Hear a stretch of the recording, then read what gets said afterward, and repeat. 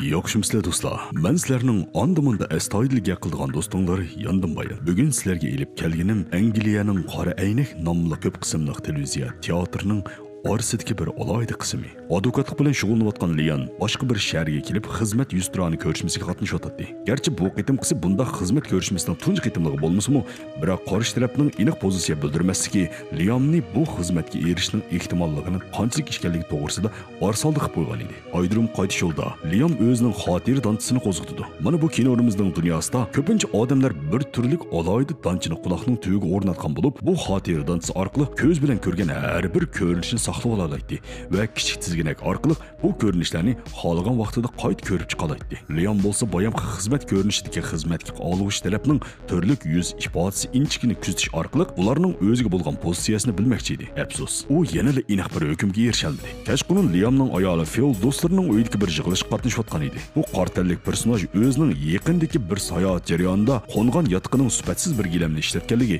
o'zining bundan to'lim norozi bo'lganligi to'g'riliq xotir suratlarni hammalarga ko'rsatib beryotdi. Garchi xotir dansining ilgirki suratlarni o'chiritish iqtidori bo'lsa-mu, bu qartallik personaj bu suratlarni o'chiritish o'rniga o'zining bu kechirmishini do'stlari bilan tang bahranishdan so'q ilayotgan edi. Uzoq o'tmay Liam bu yig'ilish bo'layotgan uyga yetib keladi. Ammo kollektiv faoliyatga ancha ko'p qatnashib ketmaydigan Liam bu uyning ichidagi odamlarni pekmi yaqin to'lib ketmaydi.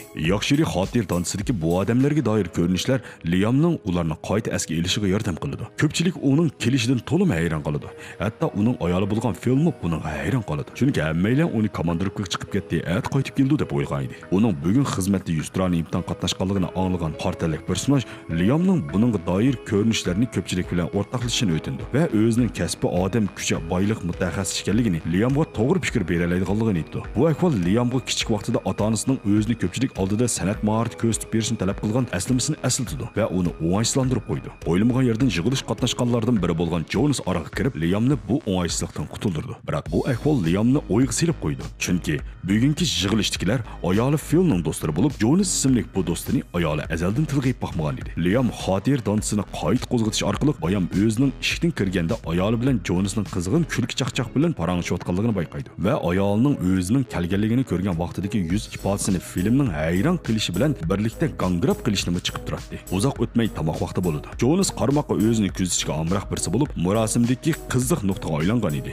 Erlar odatda ko'ranligan vaqtida o'zining yoshlikdagi shoshliqlarini ko'z-ko'z qilishni yoqtiradi. Jonasmi buningdan mustasno emas edi. Ammo uning bir shalloq qilmishlari va ilgirki qiz do'stlari bilan bo'lgan ishlarini ko'pchilikka ko'z-ko'z qilish Liamni to'lim seskandirdi. Biroq Liamni hammadan bakrak beyaram qilgani bo'lsa, u hech qanday kulgidek yeri yo'q, tetiqsiz gaplarga ayolining o'zini tutib olganday kulib moslashib berishdi. Ajiba, o'zining ayoli bilan bo'lgan kulish nuqtasi mushunchalar farqlimi? Birlikda g'izo qilayotganlarning ichidagi bir chiroyli qiz o'zining olib bu xotir dansini tendan so'kib ilayotganligini, garchi bu jarayonda og'riq azobini tatgan bo'lsa-mu, hamma narsaning yaxshi tarafi bo'lganidek, bugungi kunda o'zining xotir dansini ilayotgandan keyin to'lim xo'shal, bosh og'riqsiz o'tayotganligini aytdi. Yana bir aylan bo'lsa, darhol tizginakni elib o'zining oqshom o'tkazgan xo'shal minutlarini ko'pchilikka ko'rsatish orqali bu asbobning o'ziga nurg'un xo'shallik ib kelganligini aytdi. Xo'shallikning cheki bo'ladi. Oxirlash